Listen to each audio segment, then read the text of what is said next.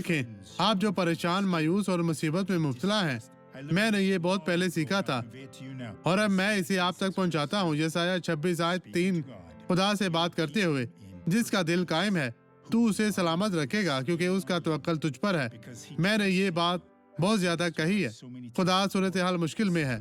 मैं सिर्फ 3 नहीं जानता आपको क्या करना है, लेकिन आप मुझे अमन में रखेंगे क्योंकि मैं तुझ पर भरोसा रखता हूँ और तू जानता है। और खुदा ने मेरी दुआ का जवाब दिया। ऐसा ही हो। खुदावंद आपको बरकत दे। आप ये गवाही देखें और बरकत पाएं और मैं वापस आऊंगा।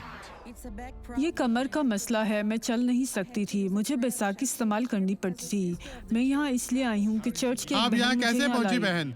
मुझे यीशु के नाम में दिखाएं। इस तरह आप यीशु के नाम में आजादी से चलती हुई आगे बढ़े। चलती जाएं, चलती जाएं।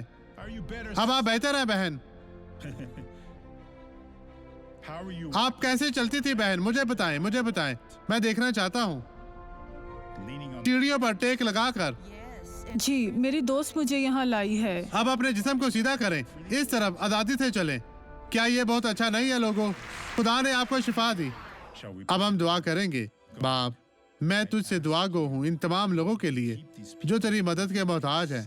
प्यारे खुदाउन, इन तमाम लोगों को बरकत दे। इन्हें छू पाक साफ और मसा कर। इनकी हर तरह की मुश्किल परेशानी को खत्म कर। खुदावन, मैं इनकी जिंदगी में मौजूद, इनके घर में मौजूद हर तरह की बदी, मुसीबत, परेशानी को तेरे जिंदा जलाली नाम के वसीला से खत्म करता हूँ। जलाल के बादशाह, इन तमाम लोगों को बरकत दे। मेरा ईमान इन तमाम लोगों के ईमान के साथ जुड़ा हुआ है। यीशु के नाम में आप और आपका घराना बरकत पाए। आमीन।